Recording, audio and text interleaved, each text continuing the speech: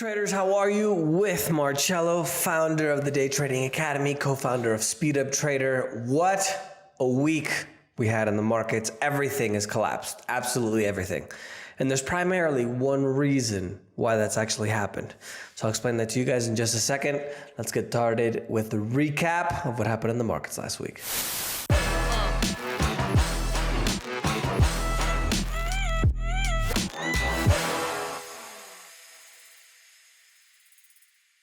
Now, the main situation is the decisions that the central bank in the United States has decided to start releasing isn't the right word, cutting back on the monetary policy, meaning that they're stopping the injection or the velocity of the injection and the money of the economy. So literally what they're doing, it's called quantitative easing. They're literally printing money out of thin air, and then they just go and they just inject it in the economy. It's basically what every single nation has done in the history of the world, including the Romans, just before the end of the empire. So no biggie. In addition to that, the central bank also, the central bank also is talking about increasing interest rates. So there's a lot of fear that they're going to be doing this more quickly, and they're going to be doing taking the money out and not injecting as much money into the economy more aggressively. So that obviously causes everything to go down. And the biggest thing that happens is in the hedge fund world and the investment world, the stock market is considered a higher risk investment compared to things like bonds, because stocks have increasing and decreasing prices, right? They're variable, they go up and down, so there's a level of risk there, compared with a bond, which supposedly is a fixed interest rate. So if they increase the interest rates, more people want the US bonds, the strength of the US dollar goes up, and then what happens is everything else comes down. Right? So that's essentially just kind of in a nutshell. It's a little bit more complicated than that, but in a nutshell, what's actually going on. The US indexes fell on Tuesday. The NASDAQ this week off 12% of its all-time high. In the stock market world, anytime you hit 10%, you're literally in bear market territory, meaning that there's a downward trend now. And the earnings of the S&P 500 companies rose 22.4% is the expected rise in the quarter four earnings in 2021. So that's going to put the year at 49% for the year, which is a record for overall earnings. So that's another red flag, right? We're in bubble, like a lot of bubble territory. The Dow for the week went down 4.80%. The S&P 500 went down 6.02%, and the NASDAQ is down 8.16%. Tech had a really bad week. Euro markets also mostly negative, with Russia being the biggest negative of all at 4.58%. Most of the other markets, the Swiss, the Euronext, the DAX are all down about 1-2%, not too big of drops. And then in Latin America and Canada, if you guys have followed me for a while, you guys will get that joke.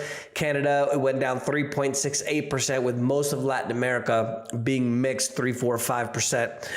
Far East, the Middle East, Nigeria taking the crown for the most positive this week at 3.8%. And then we have Asia and Australia. The Sensex in India went down by 3.70%, which is the biggest loser there in the far East, including, for example, China and Australia and Asia. Bitcoin down 17.81% for the week. Keep in mind that, most people still don't invest in cryptos. So keep in mind that this is really just a normal move for the crypto space, especially Bitcoin, which is very volatile. If I'm not mistaken, for some of you who are big crypto guys, correct me if I get this wrong, but anytime that it gets to a record high, the general retracement is about 68%. So in the stock world, if things drop 17%, it's just, it's like the world's going to end. But in the crypto space, it's not really that big of a deal because, that's just the way the market works in crypto space. Now, the market overall is down 21.63% in 2022 so far. It closed at just over 36,000. El Salvador, the country, has decided to buy $15 million worth of Bitcoins. It's 410 Bitcoin. And one thing, the president of El Salvador, he's turning out to be my favorite president, because he's in with the times. You know, he uploaded a meme with a McDonald's hat on, and it said everybody who has Bitcoin right now, because you know everybody's literally getting just ravaged. So you got to go to McDonald's and get a job. I thought that was hilarious. Check his Twitter because it's super funny. I'll try to have the guys put it up here so you guys can see it. And if you guys are on the podcast, just search for Day Trading Academy or search for Marcello Arrambide Trader, something like that, and it'll come up on YouTube so you guys can see it. Other than that, France completed its first test of the CBDC, central bank digital currency, which is what I call the government coin, which is what I always thought was the end game for the whole blockchain thing. I wouldn't be surprised, for example, just being a conspiracy theory, putting my conspiracy theory hat on, that the CIA were actually the ones that started blockchain and Bitcoin to be able to test it out, to launch it. The US also released a white paper on the digital dollar, highlighting the benefits and also the challenges of launching a digital dollar. So you can see everybody's moving in that direction. Russia officially banned again the cryptos, and they put out a first test of their central bank digital currency, the digital ruble. Funny, right? How that happens. China bans cryptos and mining. We got a new cryptocurrency. It's the digital one that we control. In commodities, Mike Mueller, which is the head of the Asia of Vital Group, which is the biggest independent oil trader in the world, said on Sunday that crude prices, which are already up over 10% this year, are most likely going to rise even farther. Everybody, especially in the news, is talking about $100, $150 oil. Obviously, that would affect significantly the economy because the prices of everything is going up. But don't worry, wink, wink, it's just temporary. U.S. crude, that's sarcasm for you guys listening on the podcast. U.S. crude went up 1.57% to $85.14. Brent, which is the international crude, went up 2.12% to $87.89. Mainly due to the tightness in the supplies and also an attack in Abu Dhabi, which is the United Arab Emirates. If you guys don't know where that is, it's where Dubai is. It's in the Middle East, right next to Saudi Arabia. Florida orange crop. I've talked to you guys, we've talked a lot about the food shortages, right? I started mentioning this to you guys, I believe, probably about 6 or 7 months ago, which was June, July or so, 2021. The Florida orange crop is the smallest since 1945. It's actually caused by an insect, which is, causing a lot of havoc. But in 1945, there was 139 million people living in the United States.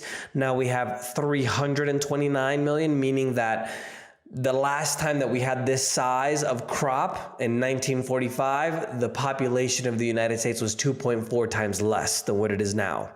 And we literally have half the amount of oranges. So there are other people that grow oranges. Sicily and Italy, when I lived there, they have an orange, not a big farming industry there, but they have it. California, for example, has some.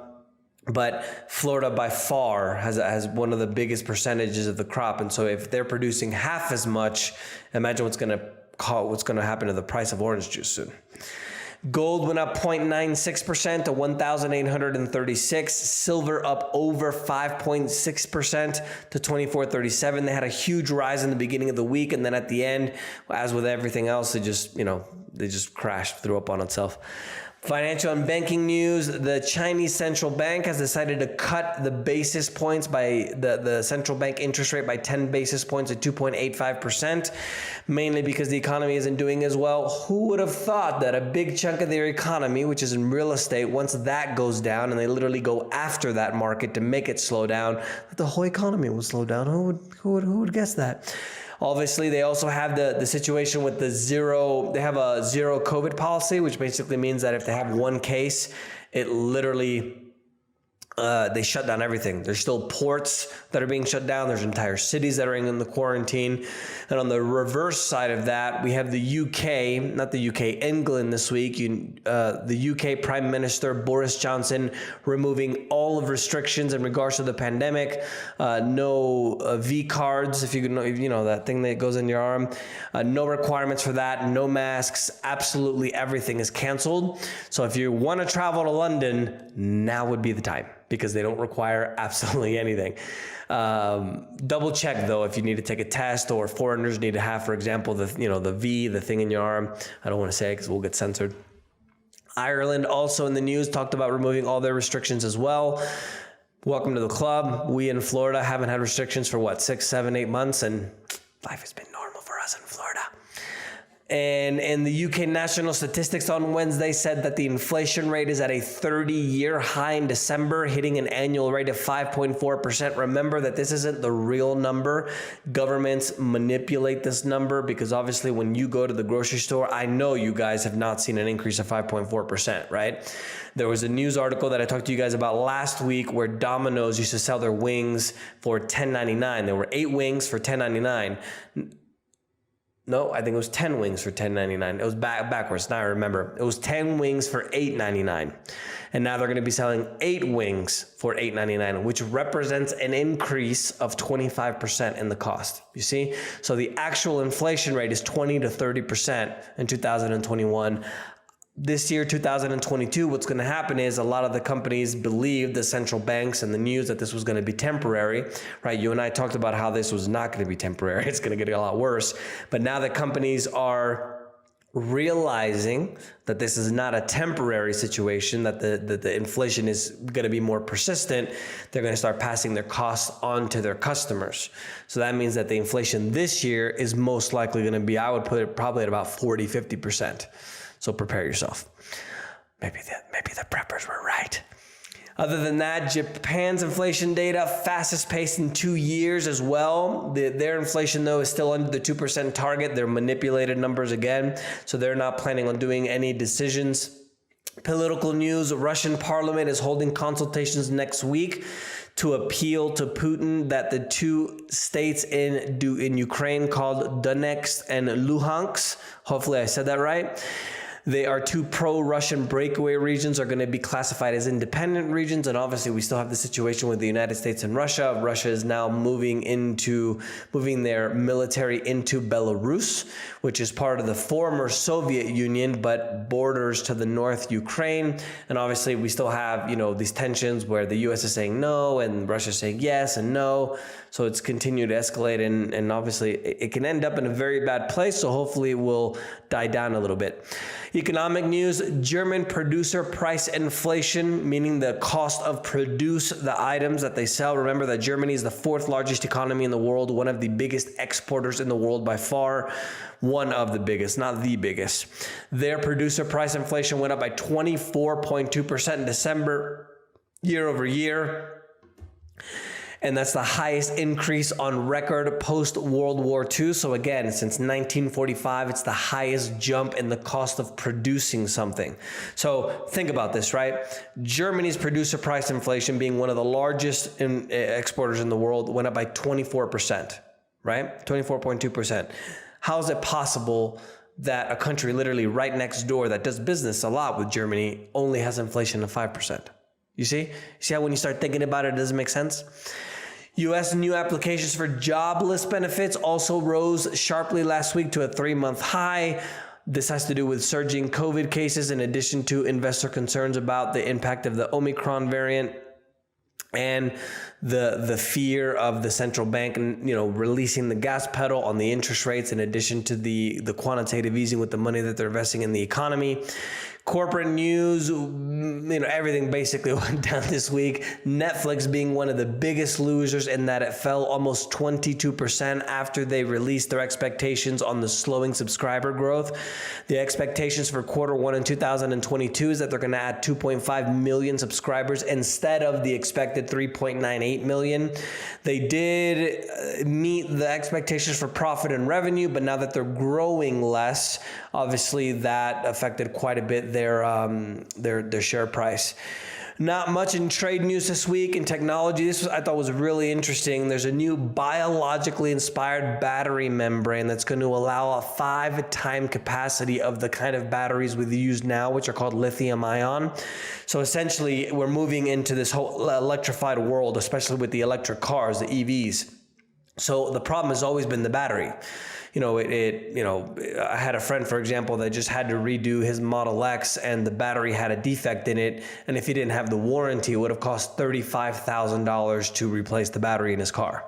So this is great because it adds 5 times the capacity, which means that cars are going to be able to drive longer with the new batteries. And in addition to that, the batteries hopefully will last longer too. So that's really good news. CEOs from all the major US airlines, or a lot of the US airlines, are saying that they should cancel, the airlines are saying that they want to cancel the rollout of the 5G because it could have catastrophic consequences, because one of the frequencies in the 5G, called the C-band, affects the spectrums on the radar for the aircraft. So to not get too technical, essentially some of the 5G frequencies is going to affect some of the technology on the airplanes. They want to delay the deployment of 5G, but one of the things that I'm really confused about is, why didn't they just test this when we had the pandemic in 2021? They literally just did nothing. And now all of a sudden, when everybody's, literally the numbers, if I'm not mistaken, the numbers now for airline flights are back to the 2020 levels. Why didn't they just test it in 2021, even if it's just in one city when nobody's flying anymore? Right? I think they're doing it on purpose. In investment news, U.S. delivery trucks and trains are becoming a target for thieves looking for goods to steal and later sell. Major retailers which were on the defund the police bandwagon in the 2020 elections, like Best Buy, Levi Strauss, Neiman Marcus, Target, and Walgreens, have all spoken out about the organized crime in Congress to try to make it harder for criminals to sell the goods online. Meanwhile, and this is hilarious, the IRS is saying, well, if you steal something and if you make money off of it, you should declare it on your taxes. So the U.S. is literally turning into a lot of these third world countries, for example, like Colombia, where I'm at right now, where there's a crime committed and they just let people go. And this is why this is escalating in the U.S. And it's not going to get worse. It's not going to get better. It's going to actually get worse. And this is adding to the problems on the supply chains, because obviously the supply chains are already tight and stressed. So when you order a package, if it doesn't arrive, just remember that the train got jacked in Los Angeles. And the WHO, the World Health Organization, advises that they should lift or ease the existing pandemic-related travel restrictions, stating that they exacerbate the economic and social stress related to the pandemic. I already let you guys know that the UK removed all restrictions, even the mandates or the little V thing that goes in your arm. Ireland also starting to cancel them as well. And an unusual facts this week, this I thought was actually pretty interesting as well. They detected in a sewer in the state of Georgia in the United States that there's a gene that causes a bacteria that to be resistant to one of the most important antibiotics that we have today. So imagine you get a cold. Instead of just, sitting it out, just, letting your immune system, for example, beat the cold, creating the antibodies, you just go and take NyQuil, you go and take a pill, right? You get the flu or whatever, and every single time you always take a pill, you always take medication. Well, eventually, a lot of these viruses and bacteria learn how to beat the attack that we have, which is our antibiotics. And this is one of the problems that the World Health Organization declared one of the top global health threats facing humanity. Maybe the preppers were right. That's all for this week, guys. Let me know if you guys have any questions. Don't forget to subscribe. Don't forget the like button. The like button commodity price hasn't gone up yet. Smash the like button. We'll see you next week. Have a good one.